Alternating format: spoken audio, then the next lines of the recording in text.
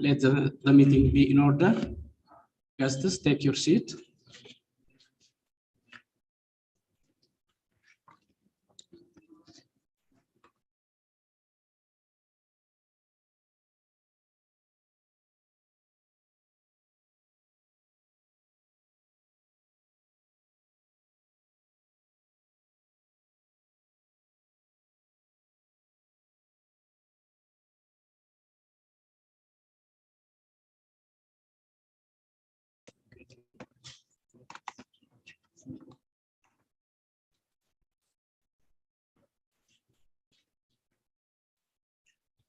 Excellency, Dr. Gita Ongardo, Director General for Ethiopian Environmental Protection Authority, Excellencies, invited guests, ambassadors, ladies and gentlemen, welcome to you all to this first national consultative meeting on Stockholm Plus 50. We are about to announce that our workshop is to start. The activities are listed on the program in front of you on the table. I will shortly announce some of the activities to take place ahead.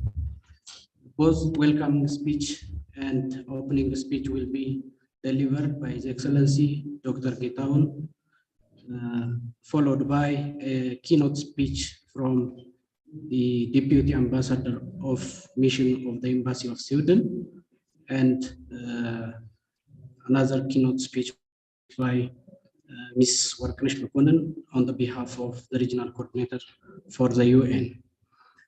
I have to announce that Mr. Turhan Salah has sent his regrets for not attending this opening session because of pre-arranged meeting. I am now inviting His Excellency Dr. Gitaon Gardo to make an opening remark to the podium. Excellency, the floor is yours.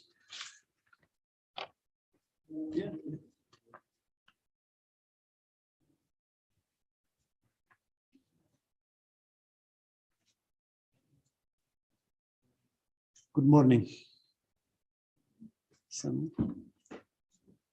Excellencies, participants, and ladies and gentlemen, from the outset, I would like to extend a warm welcome to you all on behalf of the Ethiopian Environmental Protection Authority and myself to this national consultation workshop being held in run-up to the Stockholm Plus 50 high-level meeting on June 2022. As widely known, Stockholm hosted the first international conference on the environment in 1972.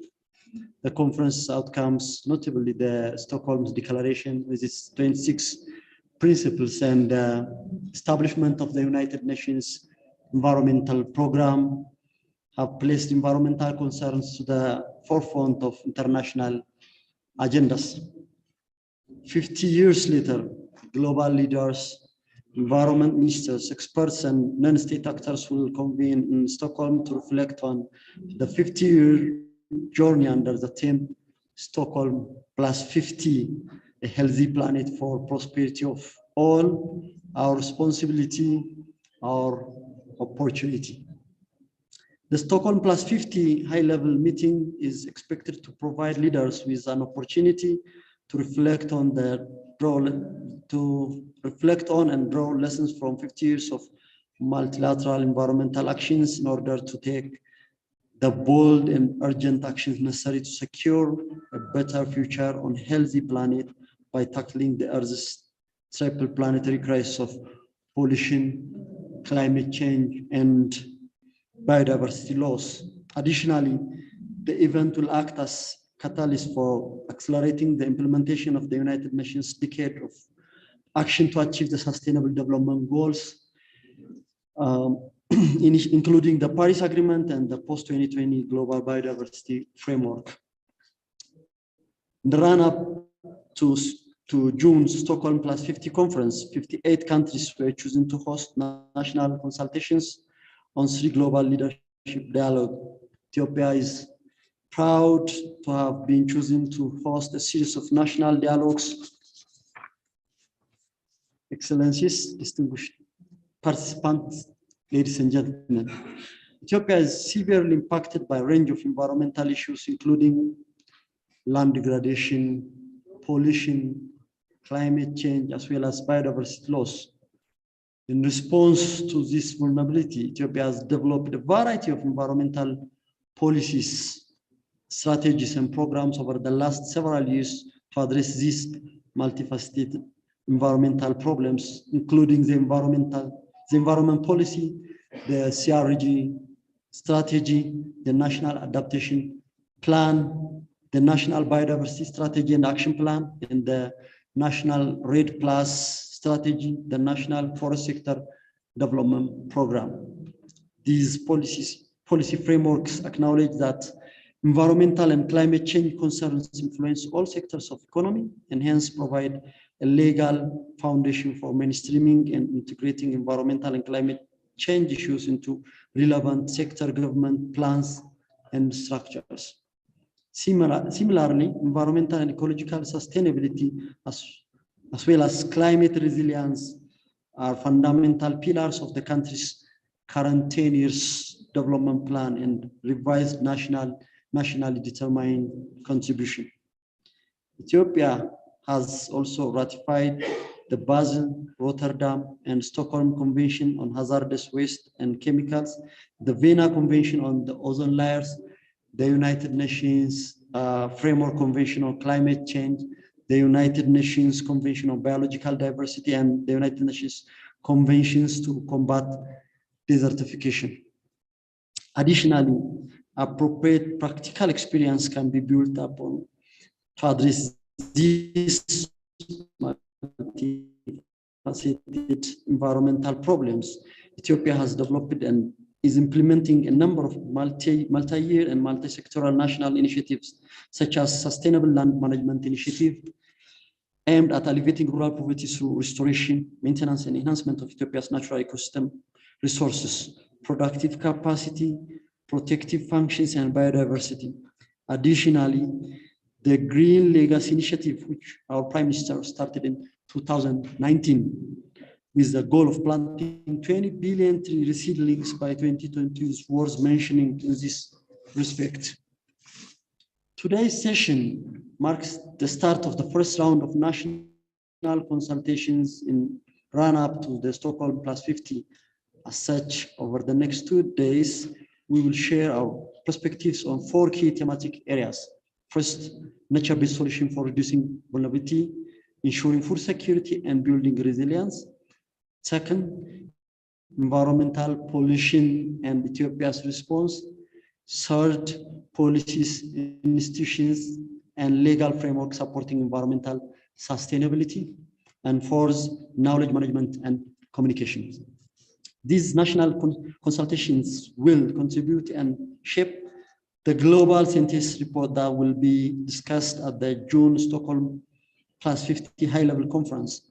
I would like to draw your attention to the fact that today's national consultation and subsequent series of consultations leading up to the Stockholm +50 meeting should draw on lessons learned from implementing relevant policies and strategies, promoting the various integrated environmental flagship programs, and extensive experience and expertise of stakeholders participating in this workshop, which includes development partners, federal government ministries and institutions, research institutions, and non-governmental actors.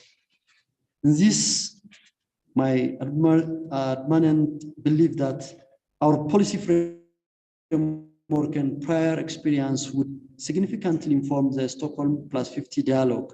To that aim, this consultation should effectively communicate our experiences and challenges in protecting and managing our environment sustainably, as well as our attempt to achieve our global commitments. As I conclude, allow me to express my gratitude to all of Ethiopia's development partners for their support of Ethiopia's aspiration to be Africa's beacon of prosperity by 2030. Additionally, I would like to express my deepest appreciation to Swedish government and UNDP for the financial and technical support in preparing for these nationwide consultations. With that, I would like to officially open the national consultation on the Stockholm Plus 50 and wish you fruitful deliberations. I thank you.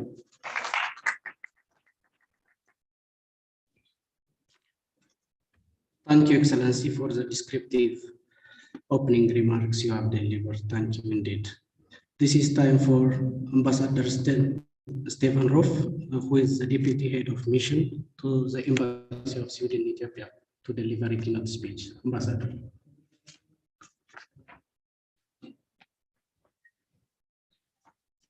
Good morning, Excellencies, dear colleagues, ladies and gentlemen. A healthy planet for the prosperity of all, our responsibility and our opportunity. It was already said here by my colleague, and this is what we have before us right now. This is the vision for Stockholm Plus 50. It's a message on what we need to act upon to protect our planet and achieve sustainable development for the well-being of this and future generations. Our actions and choices will have a decisive impact on the future of humanity. It is still possible to create a better future if we act together.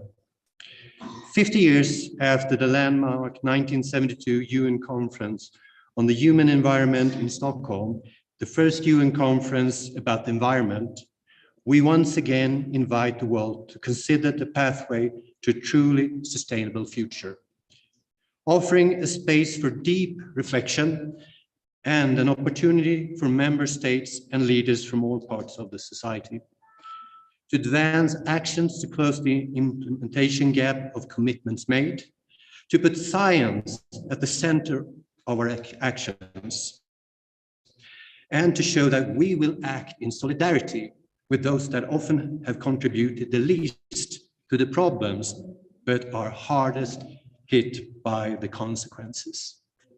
Stockholm Plus 50 builds on the outcome of all major United Nations conferences.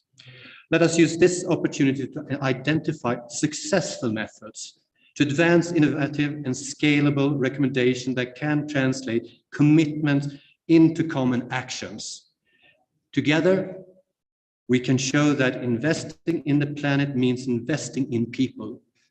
A healthy planet for the prosperity of all means that prosperity is shared by everyone. As the UN Secretary has pointed out, humanity's welfare and indeed humanitarian's very future depend on solidarity and working together as a global family to achieve common goals. I think those lines are very noteworthy to really put to your heart. As the United Nations Secretary General has pointed out, Stockholm will take place in the decade of action and delivery for sustainable development. Last month, Kenya arranged the UNEP 50 years anniversary. I would like to take this opportunity to congratulate Kenya and the Minister Tobiko on very successful meetings. The outcome from Nairobi will greatly enrich our deliberations in Stockholm Plus 50. We expect Stockholm Plus 50 to be an accelerator of commitments and actions in the run-up to UN milestone conference in Lebanon, Kunming, Sharm el-Sheikh later this year, and towards the summit of the future next year. Let me also take this opportunity to express our gratitude to Ecuador, Canada, Indonesia, Germany, Egypt, and Finland for your leadership in co-chairing the 3 leadership dialogues. Based on the discussion held in the informal working groups and from the deliberations at UNEA, let me draw your attention to 3 areas where I hope we collectively can make a difference at Stockholm Plus 50. First, the need to focus on forward-looking and systematic actions for a healthy planet and human well-being that bridge agenda and silos, looking beyond growth and building trust, equity, and of course, inclusion. Second, Closing the implementation gap will require collective actions and strengthened partnerships. And financing that is scaled up and aligned with commitments made. Third, but of course not least, we will only succeed if we expand the community of voices, including the voices of youth. They are the future. Thus, recommitting the responsibilities to future generations as we expressed firmly in the outcome of Stockholm 1972. We hope for your support and ensuring meaningful youth participation also in Stockholm. I encourage the member states and also welcome these deliberations today in the workshop to include youth in your delegations to Stockholm. Participants, I look forward to listening to the discussion today. I encourage all of us to be focused and bold in our contribution. It has been a true honor for me to be able to address you here today. Please allow me to close by recalling the words of the late Prime Minister of Sweden, Mr. Olof Palme, at the 1972 UN Conference of the Human Environment. He said, "Our future is common. We must share it together. We must shape it together." It was true 1972, and it is even more so today. Thank you very much for your attention.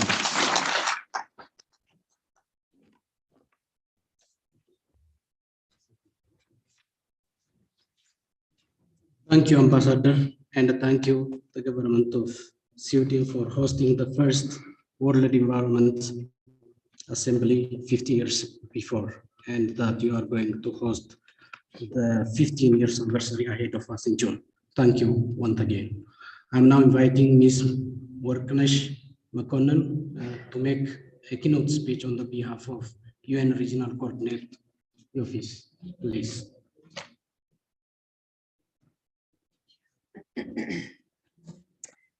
Thank you so much.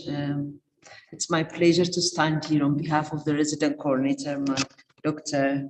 Catherine Sozi, who could not make it today because of some family emergencies that she needed to attend to. Your Excellency, Dr. Getam Garro, Director General of the Environmental Protection Authority of the Federal Democratic Republic of Ethiopia, Your Excellency, Deputy Ambassador for Sweden, all protocols observed. It's my great pleasure to join you today for this important National Consultation Forum. Ethiopia joins 57 other selected countries to hold inclusive national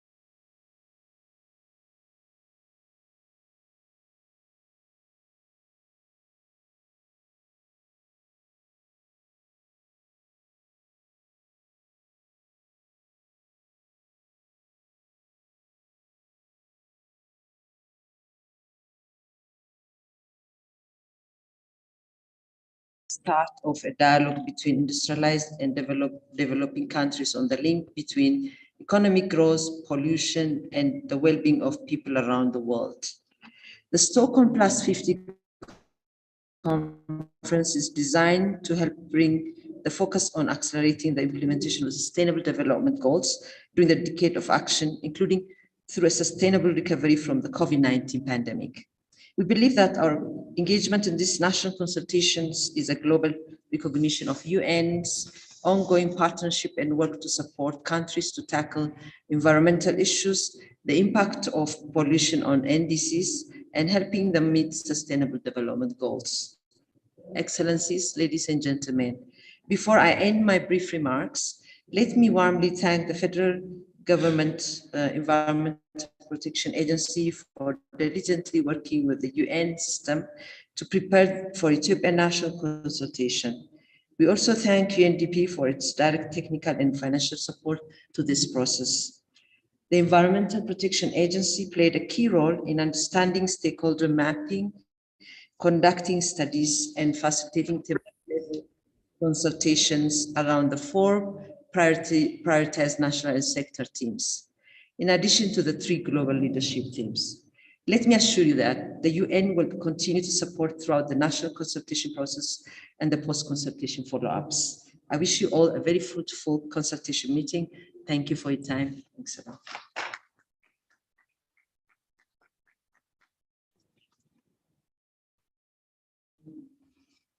Thank you, Excellency, for the remark. This is time for starting our presentations. The first presentation will be on Ethiopia's nationally determined contribution, which would be presented by Mr. Muluna Gebramariam from Ethiopian Environmental Authority. Mr. Muluna is the advisor of the Director General at EPA.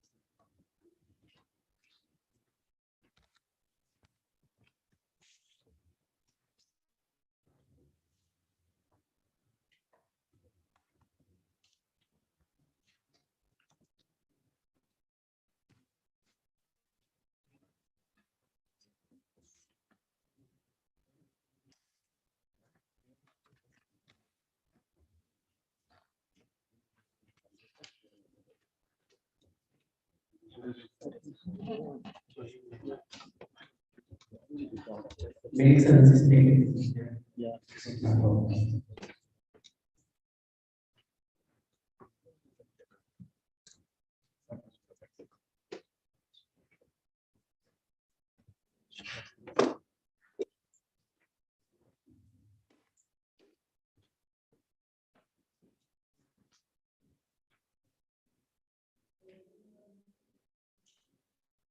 Good morning.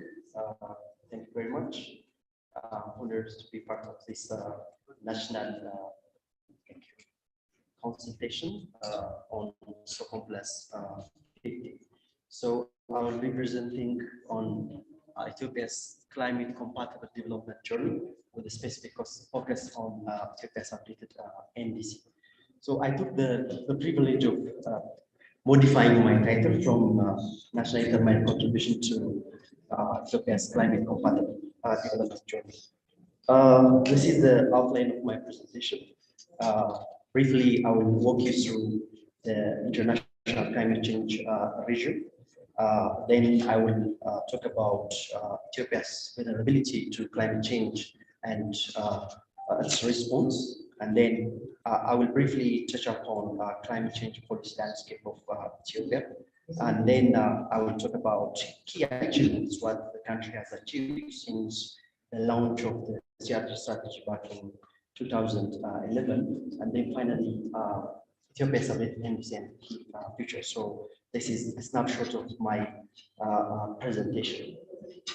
So coming to the content of my presentation, this is my first slide, which deals with international climate change region.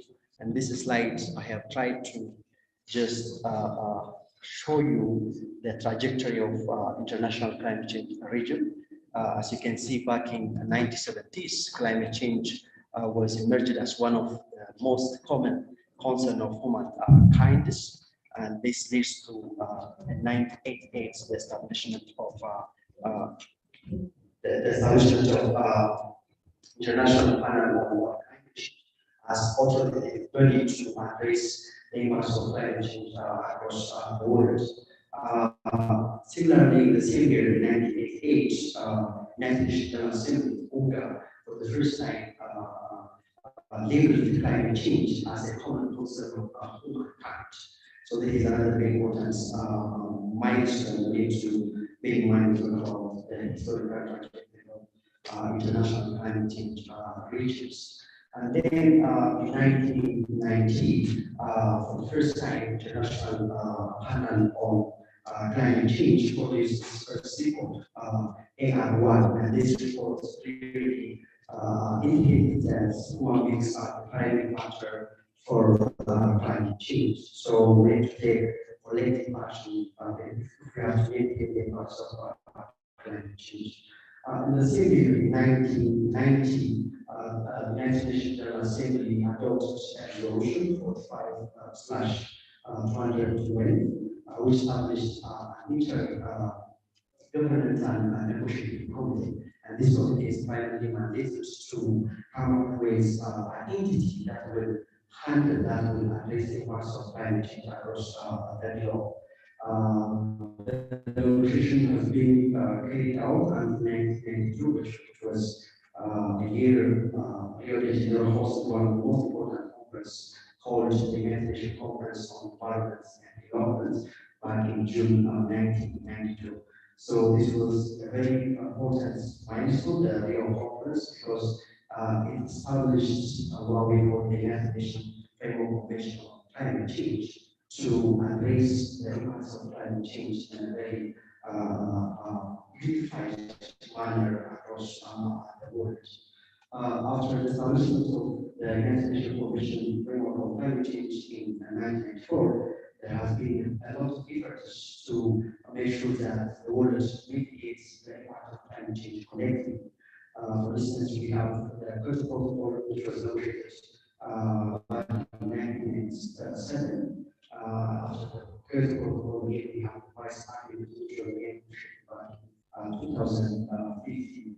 And now we have the Paris Agreement program, where countries are using convention to collectively address the impact of climate. So this is just to show you what has been done at the global level, just a very brief manner in terms of addressing the impacts of climate change.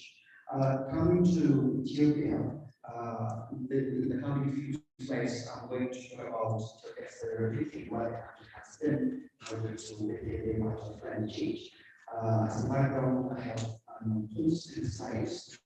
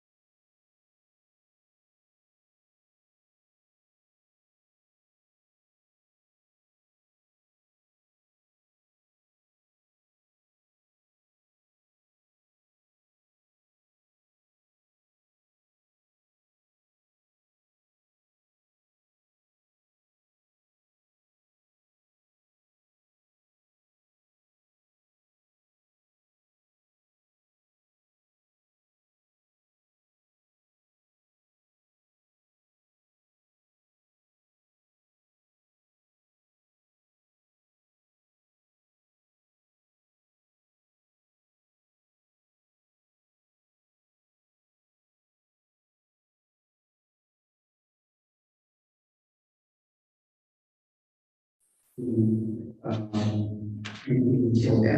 So when you see the projection, what would it look like in the future? There is a state conducted starting 2016, and the projection is clear that the country will continue to face devastating impacts of climate change in terms of rising temperature, in terms of erratic rainfall, and increased unpredictability of seasonal rains, and also in terms of increased incidence of drought hazards and events. And this projection runs until 2050. So these are some of the key sectors to be impacted heavily by climate change. So as you can see, as a result of climate change and climate variability, the agriculture sector will be at the forefront in terms of dealing with impacts of climate change. And then obviously the water sector will also experience a lot of impact in terms of water scarcity and so on. And this is true for livestock subsector in hens. So this is just to state that the cost of inaction is very high. This we act in time and in a very coordinated manner. The cost of climate action will be very high, because the economy of the country and also the net of the population. So the next question should be what the country has done in order to mitigate the impacts of climate change across our country. So in the next few slides, I will briefly walk you through what the country has done in terms of policy and also in terms of actual implementation on the ground. I think when we talk about Ethiopia's response to climate change, we should first talk about the strategy, which is climate resilience and renewable strategy launched back in 2011. This is strategies and blueprints for Ethiopia in terms of ensuring that the country is following climate compatible development pathway. This strategy has the following elements, as you can see. As I said, it was launched just in public market, and it has the aspiration of building climate resilience and green economy by 2030. So that's one of the central elements of our strategy science. It aspires to build a green economy as well as a climate resilient country. Again, when we see our strategy, there are additional points we need to make reference. The first one has to do with the fact that the strategy has a target of reducing almost 255 million metric tons CO2 equivalents by 2030, which is very ambitious in any regard space. And again, it has the strategy to build the resilience of the population as well as the ecosystem. And was because of that, this strategy requires under 2030 around 100 billion USD. So these are some just elements of the strategy. But this does not mean that the country has not responded to the impacts of climate change prior to 2011. If we consider the strategy as one of the important milestones we talk about Ethiopia's response to climate change, we need to be in mind that there has been some activities to address the impacts of climate change even before the strategy was put in place. So this slide, I just wanted to show you some of the major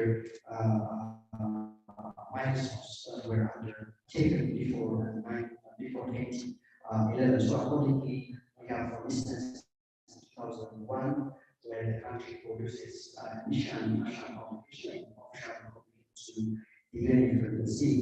And again, we can also mention the fact that the country had also ratified the protocol back in 2005 as one of the important milestones.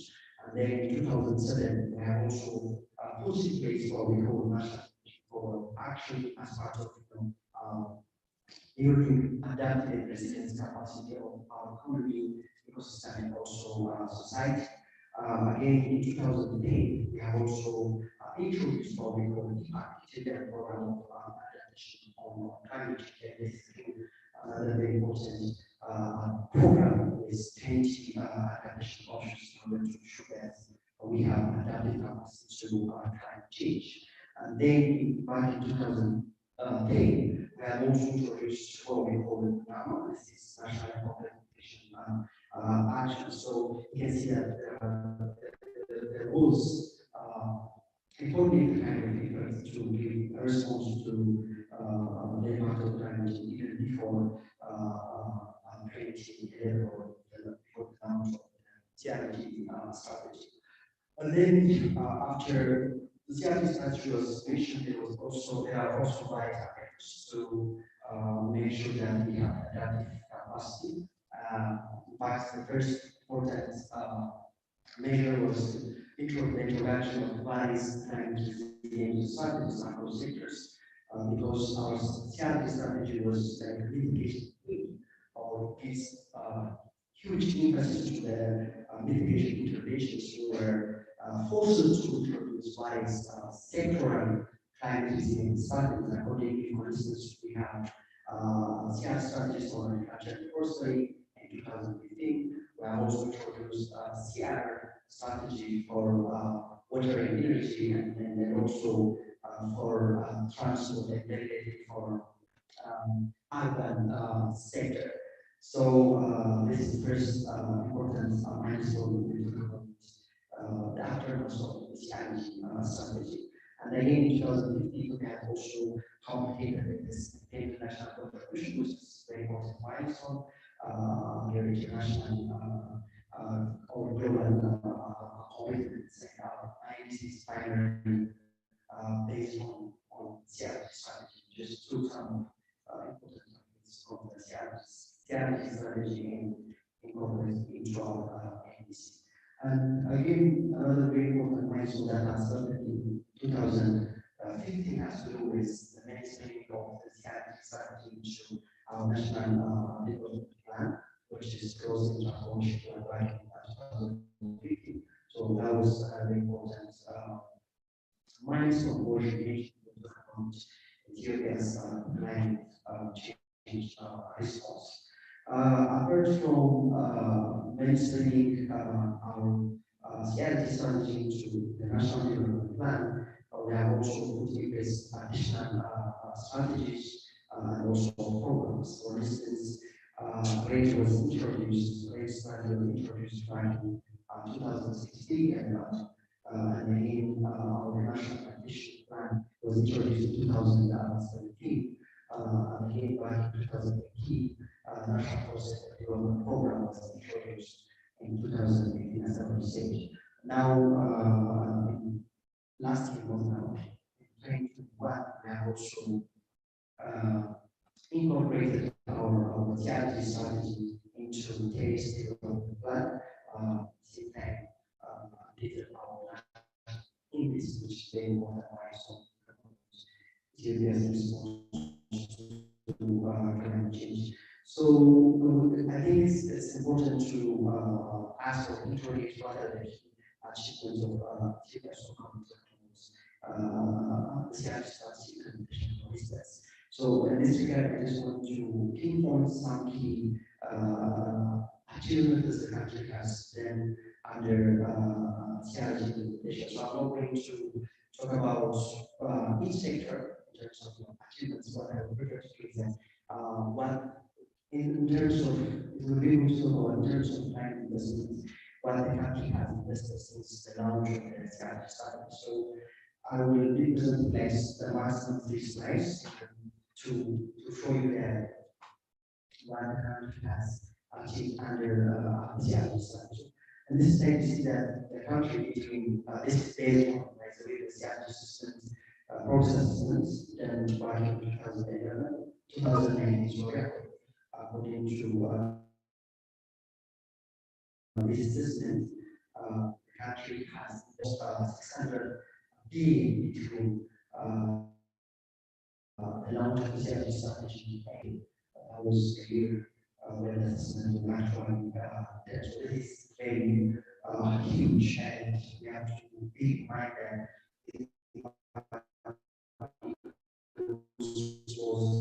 resource and actually the country has invested almost 600 billion as if you can.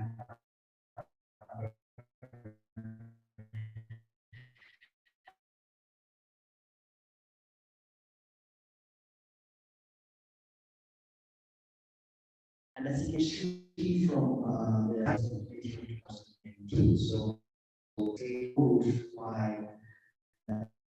transport sector, which transport sector always have and this is a lot of investment in this sector. So the list goes on, this goes on. So we can take from this slide that the country has invested a lot when it comes to mitigating the impact of climate change across the country. In the second slide, this is a number of climate investment projects or program per sector. Again, we talk about sector, agriculture has a fair approach, because we are seeing that the country has invested around 83 projects and programs as far as infrastructure is concerned. So it has a huge investment in terms of project design. And this is followed by the water and energy sector, where we see that around 48 projects have been implemented between 2011 and 2019. So we have a total of these projects across sectors. The third slide basically shows you in terms of interventions on adaptation and implementation. So what I have tried to show is that what are the number of projects that really qualify climate mitigation or goals. So accordingly, you see that adaptation has made the largest share with 97 projects that focus on adaptation, and followed by mitigation. We have around 74 projects specifically focused on mitigation. Projects that have those adaptation and mitigation components or second diagram basically shows you in terms of men, in terms of men. So I talk about in terms of the resource allocated. Mitigation has obviously the lion's share, which is followed by those components, which are those additional mitigation components. So this is in a nutshell to show you that the country has invested a lot in terms of mitigating the impacts of climate change, like the country also building seeing capacity the country. Yeah. So another very important point we need to mention, I think, when we talk about achievements has to do with the total amount of GHG we have reduced since the launch of the decided. So accordingly, we have money to reduce 102 million megatons between the specified dates since the launch of the CRD design. So in this in of service again, a huge achievement for the moment. Ethiopia's response to climate the change. So in the next few slides, I will be zooming in on Ethiopia's NDC. On show you a snapshot of Ethiopia's updated NDC and key futures. So when we talk about NDC, I need to define what NDC is and how we end up talking about NDC and so on, because that's going to take a full day. So I will be focusing on our NDC. Our first NDC, which is called INDC, as you see, it's basically anchored on the CRG strategy, which was launched in 2011. It was considered as one of the most ambitious NDC, with target of reducing emission by 64% by 2030. And again, it has covered three gases, CO2, CH4, and NO2, which are considered as priorities. And we have again sectors relevant to these gases, including agriculture, industry, transport, energy, and so on. So these are some of the basic future of expressed and I think it's important to be reminded that Ethiopia took this ambitious climate compatible development path despite being only accounting for 0.04% of so it's important to make this clarified. We are not that much responsible when it comes to the contribution of climate change that we are taking the most ambitious path in order to mitigate the impact of climate change, both in our country and beyond. So The following are important points we need to bear in mind when we talk about the SRD aims. And the first part is that these are the most important elements we basically consider when we talk about preparing to the aims. The first one has to do with national circumstance, where the country is very vulnerable to climate change because of various factors and conditions. We are also taking into account existing policies and strategies framework, including our development plan, strategy, and so on. And internationally, we are also trying to try to align our NDC with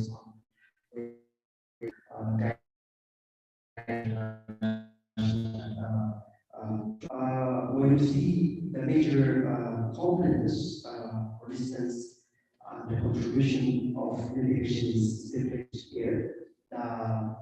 In terms of mitigation, I think the following points I was mentioning. One, our baseline is 2008, where our historical emission back in 2010 is projected around 247, and our target is 2030, and then by 2030 it was projected that our emission will peak around 404. So you see the highest emission coming from which sector in this slide, and also you see that the highest mitigation potential coming from which sector, which I'm going to unpackage when we come to these slides. Another important element from this slide is that the country has led to increase its emission by almost 69%, as you can see. And this 69% includes both the conditional and non-conditional element, but the country will do its resources and also what will do its external and organized resources. Yeah, this is the emission projection. As you can see, the largest emission of the country comes from the left of the sector, which is followed by land use change and forestry. And again, emissions from electricity, meters, and resource waste. So the highest emission obviously comes from land use sector to the latest inventory we have conducted prior to designing how to protect our updated NDC.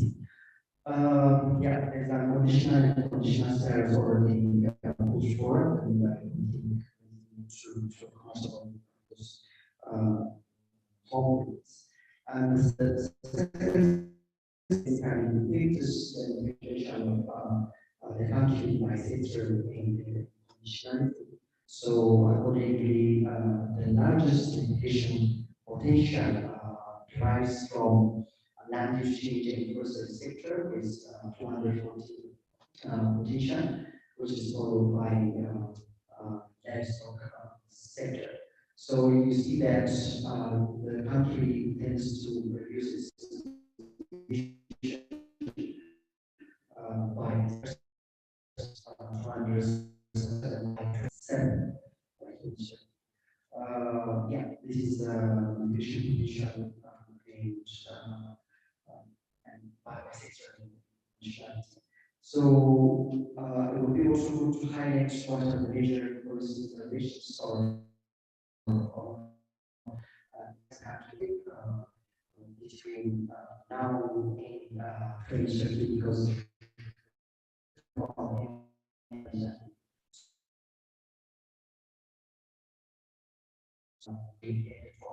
understate between now and 2030. So the first course information, as I already said, land use change in person has the largest emission because of all this factor. The country is now undertaking various afforestation and deforestation activities. This sector has the largest mitigation potential. So under land use change in person, we have 5 major intervention areas. The first one has to do with manufacture, making our agriculture sustainable and introducing bodies climate smart agriculture tools for all countries. And then we have grassroots improvement. This is again a major source of efficiency as well working indicators. And then the third intervention has been using residential biomass use, and then forestation, and then we have resource restoration and conservation. So majority of our mission will be based on forestry sectors across the country is undertaking bold measures in terms of forestation, reforestation, also conservation. This will contribute significantly towards the reduction of our emission. The second point intervention has to do with limestone, and as we have already seen that we have highest emission. As such, the country is planning to undertake the following four major interventions when it comes to reducing emissions from the limestone sector. So the first one has to do with dairy, grains, and poultry intervention packages. It has own set interventions of focus area. And there's also adaptation to make the agricultural sector market. We have also tools increase the share of poultry as well.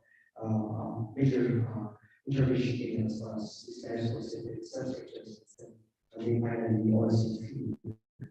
These are four major post-interventions identified livestock subsector. Under energy, there are also around four major intervention areas. The first one is basically to energy efficiency. The second one is transport and electrification, and the third one is the production of public transport. And we have also fuel switches as opposed intervention areas to make sure that we reduce our emissions in the energy sector. So as you can see, each major interventions have their own set intervention focus areas. We have also various policy interventions as far as West sector is concerned. We are just following FCC 2006 guideline when we have so we have also West sector, and as you can see, there are three major interventions to be introduced, to be implemented between now and 2017. We have also two major interventions under this sector. The first one being the introduction of clear substitution, and the second one is which is again essential for money stored, where we have two major interventions primarily to the agriculture sector. So these are the major cost interventions to be implemented under mitigation area. When we say adaptation, and the fact is important to highlight that NDC has clearly packed what the country wants to do when it comes to building capacity, when it comes to ongoing speaker, making down and 20th century. And this NDC has more clarified baseline targets, even interventions as compared to previous NDC. So the NDC has around 40 intervention areas, and these intervention areas are primarily anchored on our national adaptation plan, and these are the 40 adaptation interventions. The first one is agriculture. We have 8 options introduced, and the same is true for climate studies and disaster. We have around 8 options. This sector, we have also identified 6 options under urban enforcement sector. We have 5 options. So we have a total of 40 adaptation options, primarily under our national adaptation plan. each of these interventions, they have their own design, they have their own patterns, which is why 2030. So compared to the first NDC, as I was saying, this was more clarified, more packed, and then have more funding. So I'm not going to do any extend on 40 additional issues as far as this presentation is concerned. Yeah, when it comes to this implementation, of course, this is a very important aspect of our NDC. This post that between 2021 to 2030, a total of 360 billion. This is required so this is a very huge building and additional generation, which is almost around 206 billion for the United States and additional 40 billion. Another very important element of NDC for the first time, our NDC has introduced from additional elements where the country aims to finance officially 20% of its climate investments, and then remaining 80% will be mobilized from Paris international sources. So this is one of a silent or key feature of the example case where for the first time introduced the conditional aspect of financing our NDC. So this is one of those climate investment between now and 2070. Also, another important thing that's already included in the NDC, such as to enhance capacity, also technology development and transfer, mention of also utilizing carbon market as a means to implement these things also indicated in the NDC, which is the same the case in the case measures NDC. So what are the design features of the things I think I'm going to wrap up. So these are the major parts of our NDC from the first one. First, there was nothing to use latest technologies. It's happy to make sure that our NDC is well aligned with IBC guidance. And the second important element is this NDC introduced one of the most ambitious initial target, which is almost 69%.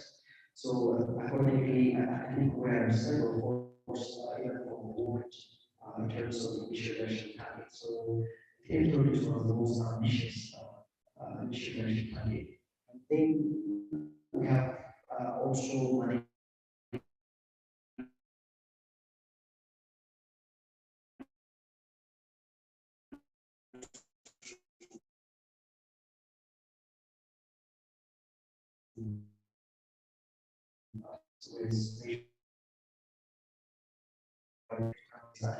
it just puts like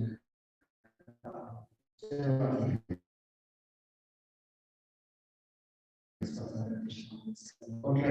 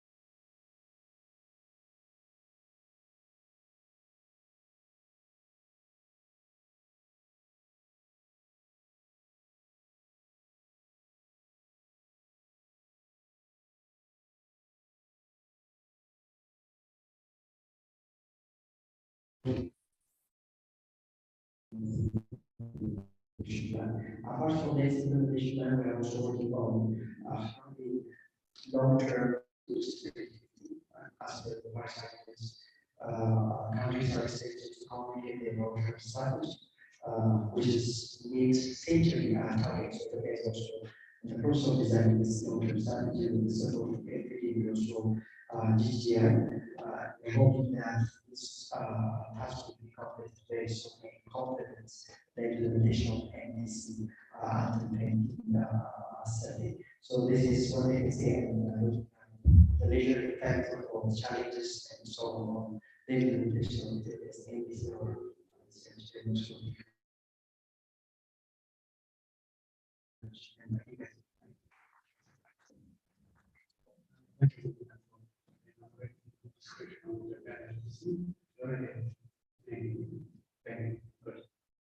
Now is the time to debate.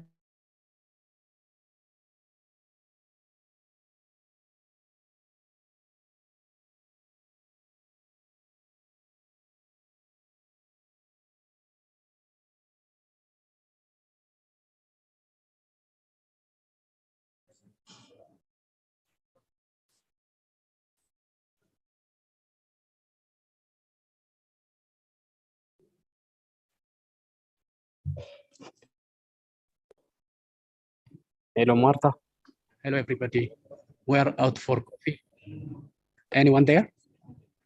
አለን Okay. ለሻይ ብሬክ አድርገናል። ብሬክ አድርገን በ30 ደቂቃ እንመለሳለን።